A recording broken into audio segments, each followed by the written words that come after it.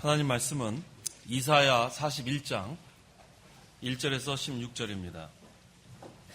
이사야서 41장 1절에서 16절 말씀 1절부터 봉독하겠습니다. 섬들아 내 앞에서 잠잠하여라. 민족들아 힘을 새롭게 하여라. 그들이 가까이 나와 말하게 하여라. 우리가 함께 재판자리에 가까이 가자. 누가 동쪽에서 한 사람을 일으켰으며 공의로 불러서 그분의 발 앞에 이르게 하였느냐. 그분께서 민족들을 그에게 넘겨주었으며 왕들을 다스리게 하였다. 그가 그들을 그의 칼에 먼지 같게 하였으며 그의 활에 흩날리는 지푸라기 같게 하였으며 그들을 쫓아서 그 발로 밟아 보지 못했던 길을 안전하게 지나갔으니 누가 이 일을 행하였으며 또 이루었느냐. 누가 태초부터 세대들을 불러내느냐. 나 여호와 처음부터 있었고 나중에도 있을 자 내가 곧 그이다. 섬들이 보고 두려워하고 땅끝들이 무서워 떨며 가까이 다가와서 각 사람이 그 이웃을 도우며 그 형제에게 너는 힘을 내라 말한다. 대장장이는 세공인을 격려하고 망치로 다듬는 자는 모루 치는 자를 격려하여 땜질이 훌륭하다 말하면서 못들로 그것을 단단히 박아 흔들리지 않게 한다. 그러나 나의 종 너 이스라엘아, 내가 택한 야곱, 나의 친구 아브라함의 자손아, 내가 땅끝에서부터 너를 붙들었으며 그 땅 모퉁이에서부터 너를 부르고 네게 말하기를 너는 나의 종이다. 내가 나를 택하였고 너를 버리지 아니하였다라고 하였다. 두려워하지 마라. 내가 너와 함께한다. 놀라지 마라. 내가 네 하나님이다.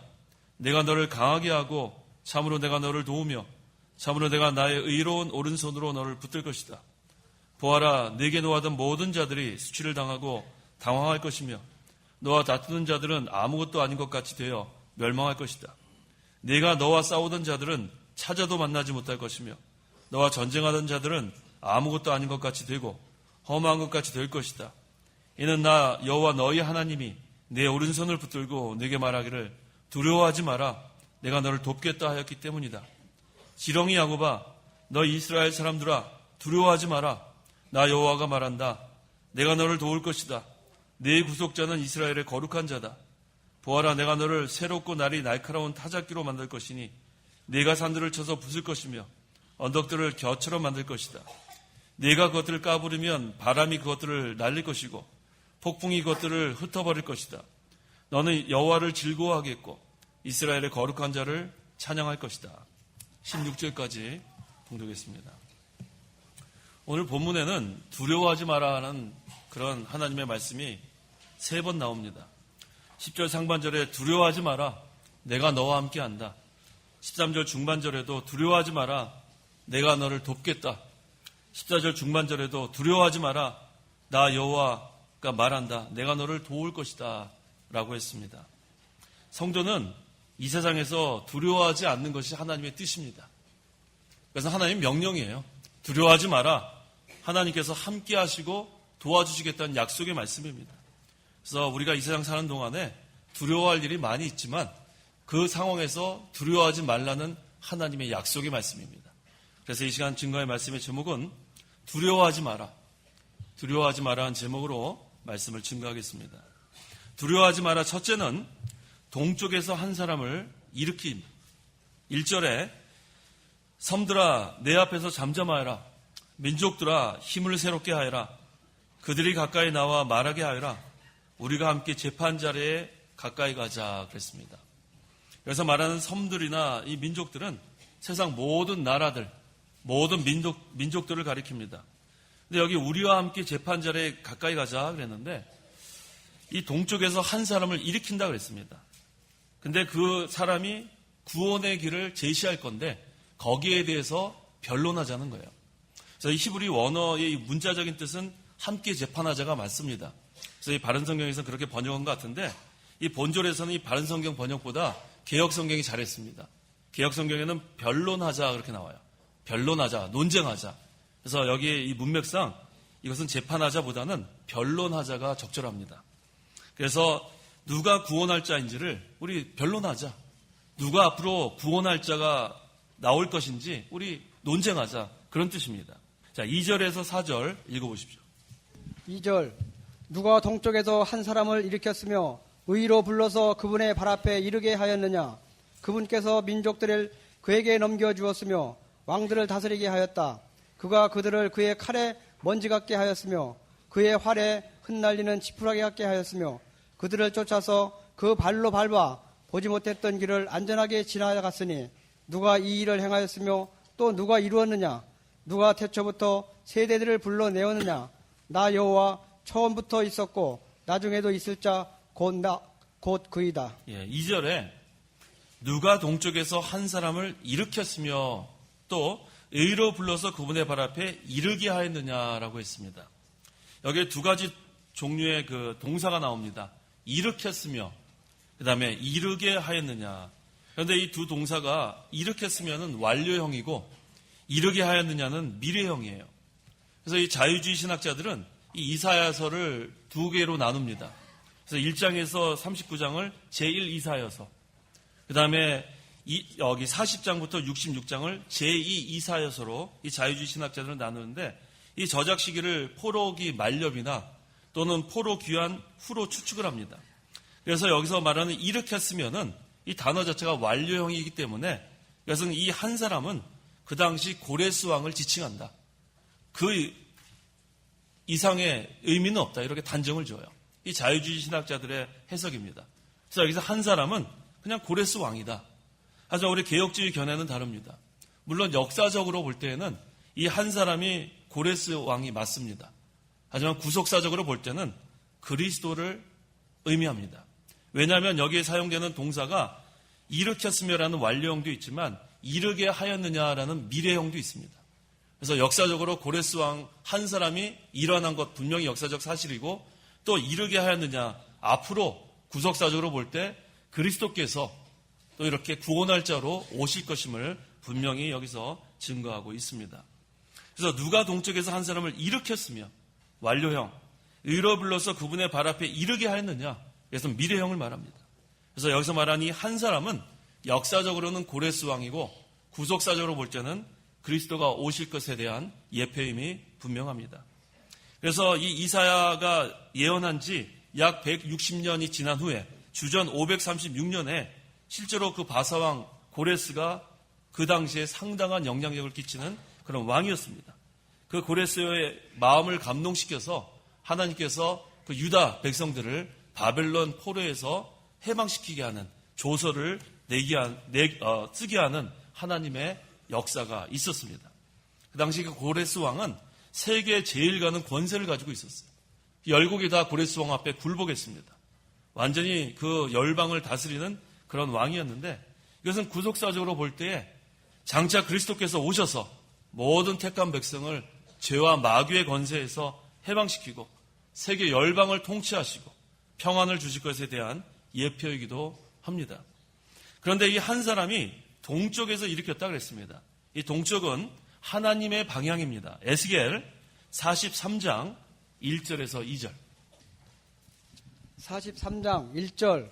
그가 나를 데리고 문에 이르니 곧 동쪽을 향한 문이었다. 보아라, 이스라엘의 하나님의 영광이 동쪽에서 왔는데 그 소리는 많은 물소리 흐르는 소리 같았고 땅은 그의 영광으로 나타났다.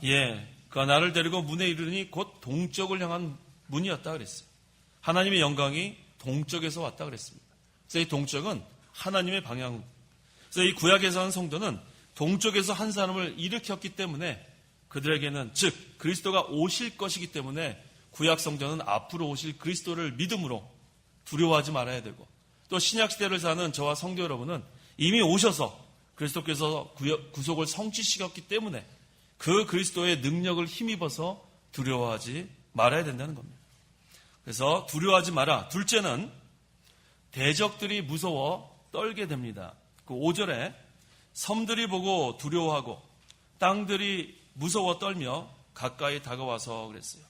동쪽에서 한 사람이 일어났기 때문에 역사적으로는 이 고레스 왕 때문에 많은 그런 나라들이 두려워했는데 앞으로 오실 그리스도 때문에 이 죄와 마귀의 권세 또 모든 열국 다 그 앞에 두려워 떨게 된다는 겁니다. 그래서 6절에 각 사람이 그 이웃을 도우며 그 형제에게 너는 힘을 내라 말한다고 했어요. 각 사람, 동쪽에서 일으킨 한 사람 때문에 온 세계가 떨면서 서로 연합을 합니다. 서로 용기를 불어넣어줘요. 서로 힘을 내라. 그 대적들이 힘을 모으고 있습니다. 7절에 대장장이는 세공인을 격려하고 망치로 다듬는 자는 모루 치는 자를 격려하여 땜질이 훌륭하다 말하면서 못들로 그것을 단단히 박아 흔들리지 않게 한다. 이 열국들이 서로 힘을 합합니다. 그 동쪽에서 일어난 한 사람을 대적하기 위해서. 그래서 인간의 지혜와 모든 그런 능력을 다 합해서 대적하려고 하는 그런 분주한 모습을 여기서 묘사하고 있습니다. 이 역사적으로 볼 때 이 고레스 왕이 열국을 정복할 때 열국이 서로 연합했어요.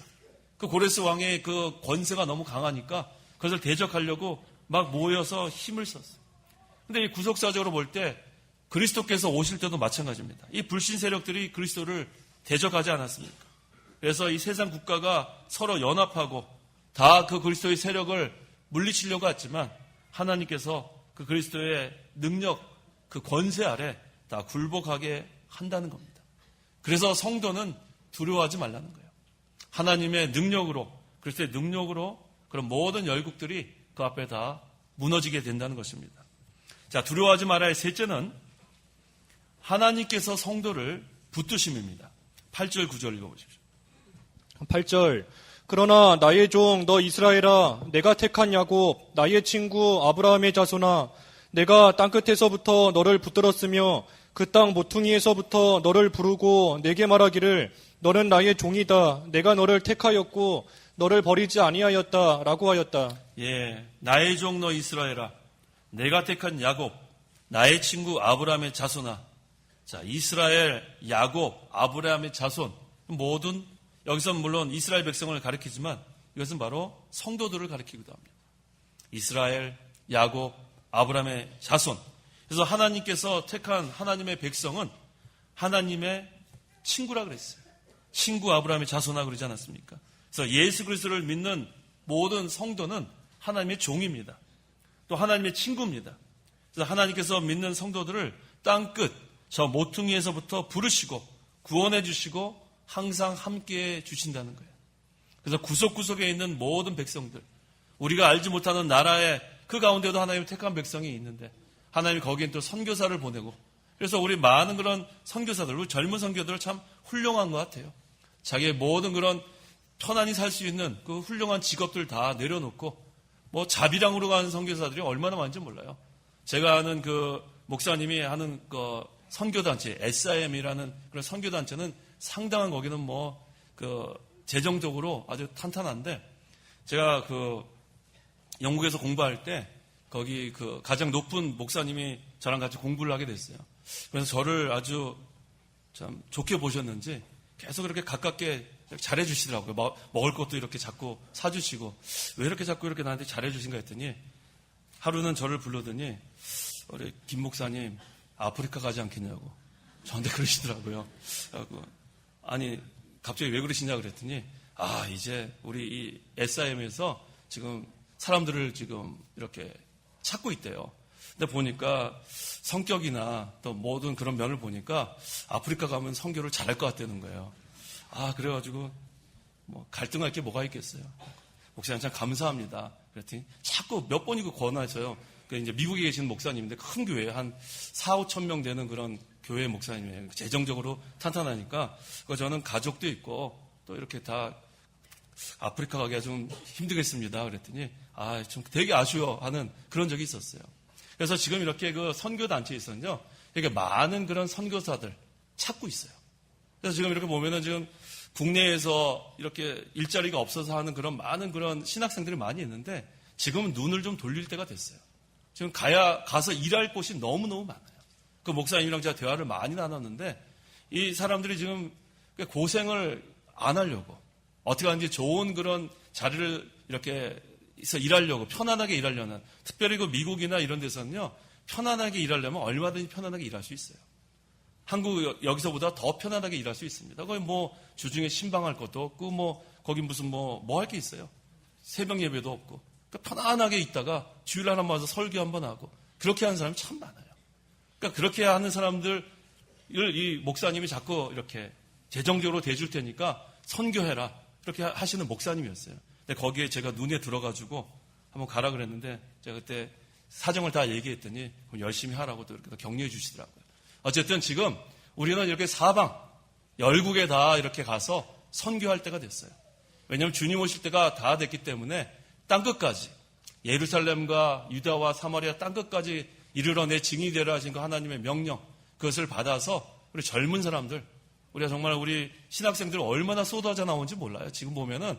근데 지금 일자리가 없어서 아무것도 못하고 있는 그런 청년 신학생들 참 많습니다. 그래서 지금 선교에서 이렇게 하나님의 택한 백성들, 구석구석에 있는, 모퉁이에 있는 그 사람들 다 이렇게 하나님 부르시는 그 사역에 동참해야겠습니다. 자, 10절에 두려워하지 마라. 내가 너와 함께한다. 놀라지 마라. 내가 내 하나님이다. 내가 너를 강하게 하고 참으로 내가 너를 도우며 참으로 내가 나의 의로운 오른손으로 너를 붙들 것이다 그랬습니다. 이 성도가 이 바벨론 같은 세상에서 많은 환난을 당할지라도 두려워하지 말라는 거예요. 하나님께서는 우리의 하나님, 내 하나님이라는 거예요. 나의 하나님. 하나님은 분명히 우리에게 약속하십니다. 내가 너와 함께한다. 내가 너와 함께한다.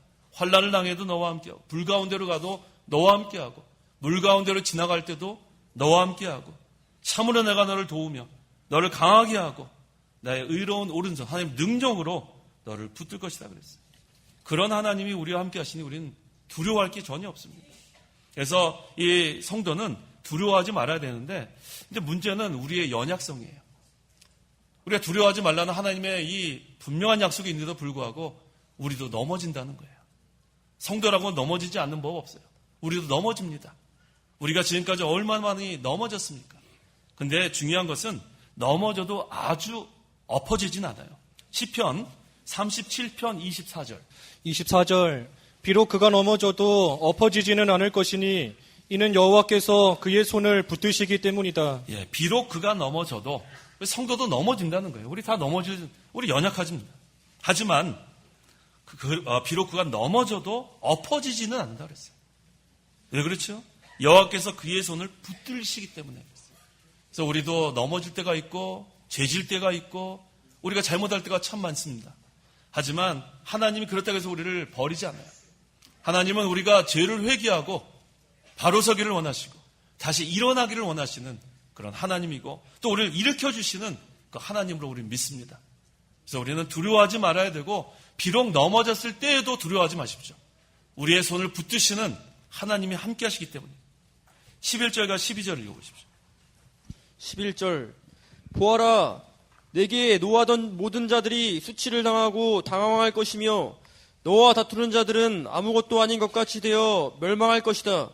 내가 너와 싸우던 자들은 찾아도 만나지 못할 것이며 너와 전쟁하던 자들은 아무것도 아닌 것 같이 되고 허무한 것 같이 될 것이다. 예, 내게 노하던 모든 자들, 너와 다투던 자들은 이 유다를 괴롭히던 바벨론, 또 그 대적국들을 가리킵니다.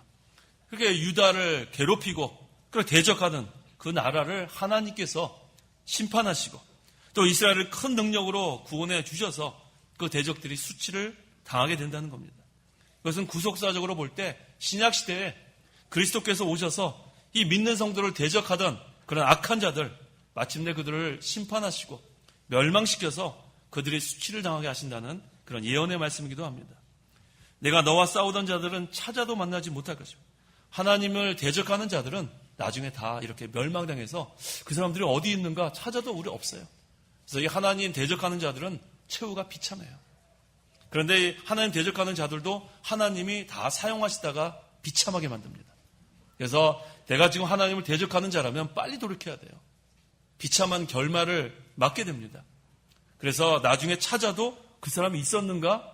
종족도 자취도 찾아보기 힘들게 하나님의 심판은 이처럼 공의의 심판인 것을 알 수 있습니다. 그래서 13절에 이는 나 여호와 너희 하나님이 내 오른손을 붙들고 내게 말하기를 두려워하지 마라. 내가 너를 돕겠다라고 했어요. 우리를 도와주시는 분이 하나님이라는 거예요. 하나님은 나를 돕는 분이라 그랬죠. 시편 54편 5절. 5절.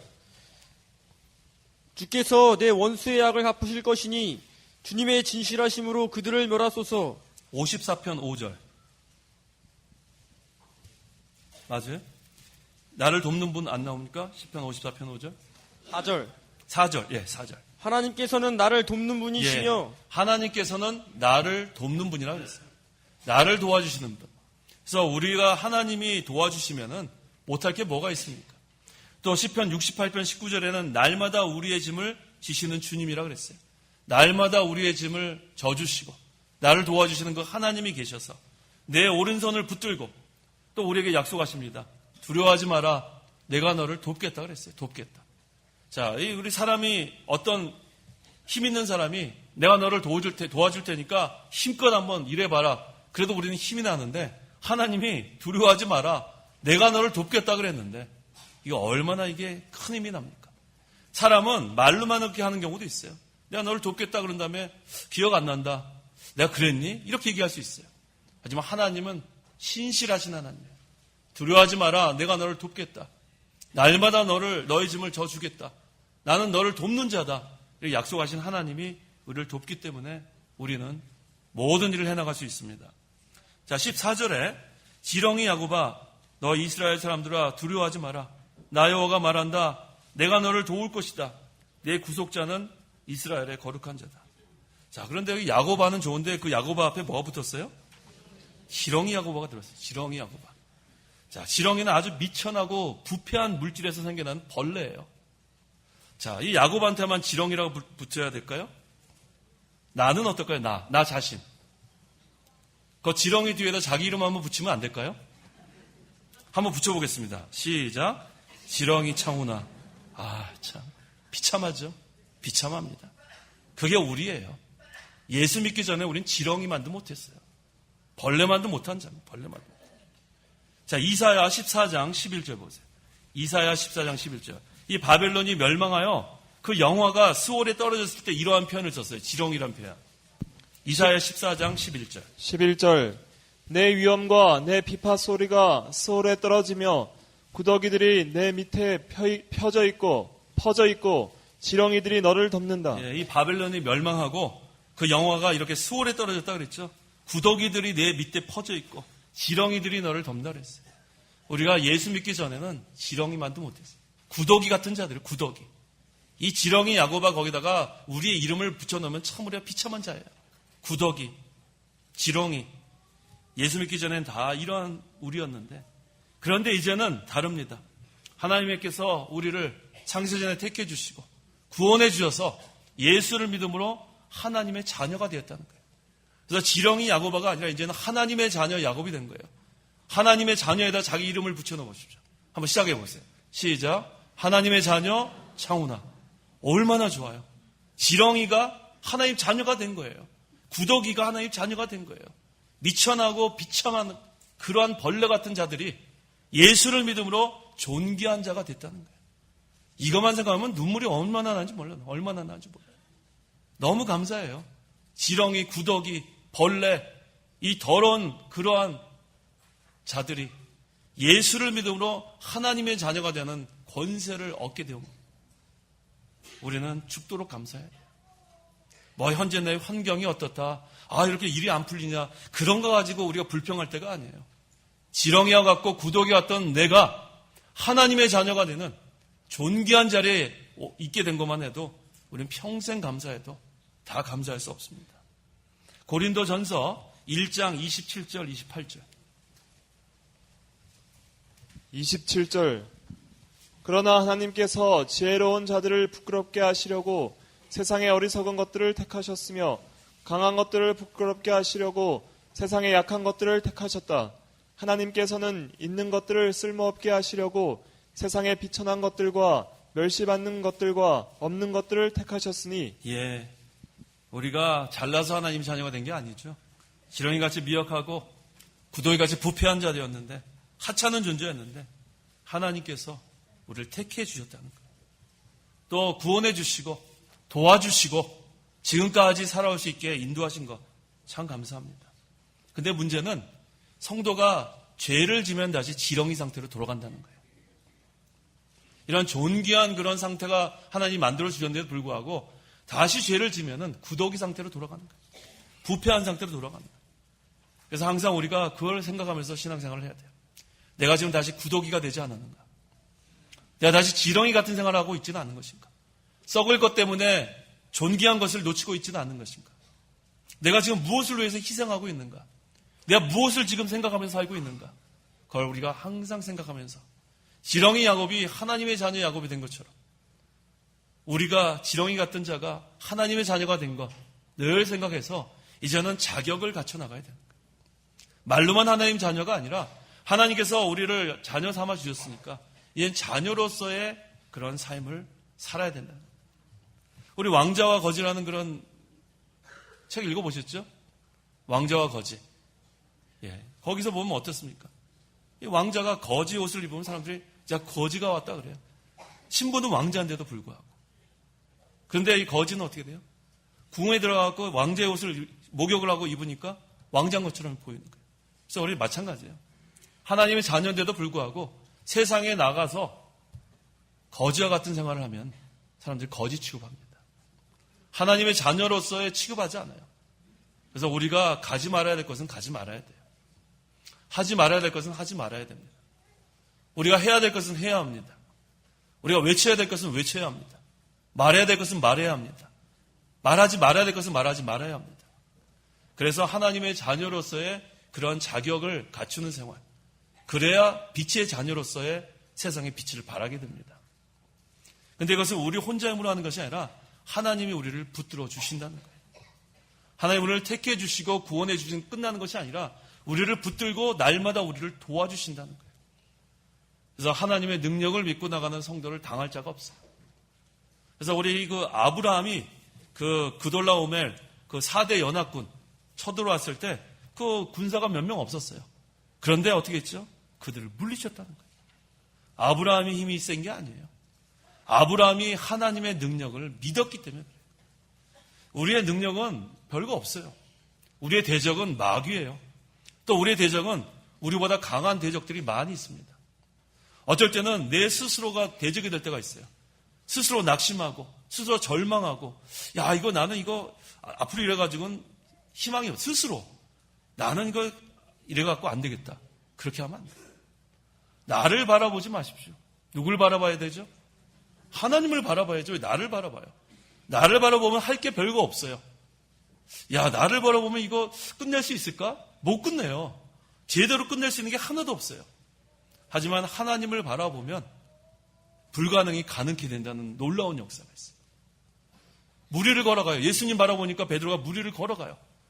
그런데 자기 자신을 보든지 이 파도를 보면은 물에 빠지게 돼 있어요. 내 스스로 우리는 자기의 속임수에 넘어가요. 나 자신의 능력을 바라보니까 이거 갖고 나 앞으로 어떻게 하지? 이거 우리 자녀들은 어떻게 하지? 걱정, 근심 속에 살게 돼요. 나를 바라보지 말고 내 환경을 바라보지 말고 우리는 하나님만 바라보는 거예요. 그때부터 모든 길이 열리게 돼 있습니다.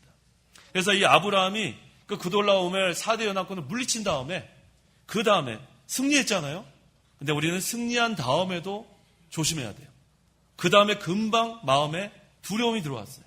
그래서 하나님께서 아브라함에게 나타나셔서 뭐라 그랬습니까? 창세기 15장 1절. 이 일들 후에 여호와의 말씀이 환상 가운데 아브라함에게 임하시기를 아브라함아 두려워 마라. 나는 너의 방패이고 너의 지극히 큰 상급이다 하시며 하나님께서 아브라함에게 아브라함아 두려워하지 마라. 나는 너의 방패이고 너의 지극히 큰 상급이라 그랬어요. 몇 명 안 되는 군사일지라도 하나님이 방패가 되면 아무리 강한 대적도 물리칠 수 있다는 거예요. 다윗도 그랬죠. 시편 28편 7절에 여호와는 나의 힘이시며 나의 방패시라 그랬어요. 하나님의 나의 방패가 되면 어떠한 화전이나 어떤 공격, 불화살이 와도 다 막아주십니다. 성도가 어떤 환난을 당할지라도 불같은 환난을 당할지라도 하나님을 방패 삼으면은 우리는 두려워하지 않습니다. 그래서 우리는 하나님을 바라보고 하나님의 능력을 믿는 거예요. 나를 바라보지 말고 나의 현재 환경을 바라보지 말고 항상 하나님께만 소망을 두면 하나님이 나의 방패가 되고 또 나의 상급이 된다고 그랬어요. 우리 성도는 손해를 봐도 부당 이득을 취하면 안 돼요. 남 사기치지 말고 거짓말하지 말고 항상 자기가 일한 만큼 모든 것을 합당한 방법으로 그렇게 하면은 하나님이 나의 상급이 되시죠. 세상의 물질이 상급이 아니라 하나님인 자체가 나의 지극히 큰 상급이 되시는 거예요. 얼마나 감사합니까? 그러니까 성도는 이 세상 살아나갈 때 두려워하지 마라. 내가 너의 방패고 내가 너의 상급이라는 하나님의 말씀을 믿고 나가는 겁니다. 우리는 두려워할 것이 하나도 없습니다. 그래서 15절, 16절 읽어보십시오. 15절 내가 너를 새롭고 날이 날카로운 타작기로 만들 것이니 내가 산들을 쳐서 부술 것이며 언덕들을 겨처럼 만들 것이다. 내가 그들을 까부르면 바람이 그것들을 날릴 것이고 폭풍이 그것들을 흩어버릴 것이다. 너는 여호와를 즐거워하겠고 이스라엘의 거룩한 자를 찬양할 것이다. 이것은 역사적으로 이스라엘 백성을 강하게 한다는 것도 있고 구속사적으로 볼 땐 신약시대에 그리스도를 믿는 성도들을 하나님께서 담대하게 하신다는 거예요. 마침내 복음으로 세상을 정복하신다는 하나님의 약속의 말씀입니다. 하나님은 성도를 붙드시고 일하십니다.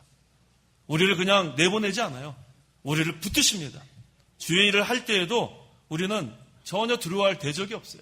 마귀도 두렵지 않고 이 진리를 세워나갈 때 여러 그런 이렇게 작당해서 덤비는 그런 세력들 있잖아요. 두려울 게 하나도 없어요. 어차피 그들은 다 하나님께서 멸하시게 돼 있습니다. 그래서 우리는 순수하게 진리의 편에 서야 합니다. 하나님 편에 서야 돼요. 그럼 머리 굴릴 거 없어요. 무슨 모사꾼 세울 필요도 없어요. 우리는 하나님 말씀대로만 나가면 됩니다. 진리 편에 서고 하나님만 의지하면은 그런 모사꾼 세우고 덤비는 세력들도 다 하나님 물리쳐 주십니다. 그래서 우리가 항상 하나님 편에 서면 하나님이 내 편이 되시는 걸 기억해야 합니다. 하나님은 나의 방패고 나의 상급이라는 거예요. 하나님이 나의 모든 것 되시는 그런 성도는 그 어떤 대적도 우리를 물리칠 수 없어요. 그래서 하나님께서 우리를 붙드시기 때문에 우리는 두려워하지 말아야 합니다. 기도하시기 바랍니다. 기도하겠습니다. 하나님의 은혜를 참으로 감사합니다. 지렁이와 같고 구더기와 같고 정말 하찮은 존재였던 저희들이었지만 하나님께서 우리를 택하시고 구원하여 주셔서 하나님의 자녀로 존귀한 자로 만들어주시니 참으로 감사합니다. 이제 우리가 하나님의 자녀로서 자격을 만들어가기를 간절히 원합니다. 우리가 다시 죄 짓는 자리에 빠지고 다시 우리가 구더기와 같은 지렁이 같은 생활을 하지 않도록 도와주시옵소서. 이거 모든 죄를 다 용서해 주시고 이제는 온전히 하나님만 의지하고 하나님만 믿고 하나님만 바라보는 우리의 신앙생활이 되기를 간절히 원합니다. 두려워하지 마라. 내가 너와 함께하고 내가 너를 돕겠다는 하나님의 약속의 말씀이 있사오니 이제 우리 자신을 바라보지 말고 환경을 바라보지 말고 세상을 바라보지 말고 하나님만 바라보는 우리의 신앙생활이 되게 도와주시옵소서. 예수님의 이름으로 기도하옵나이다. 아멘.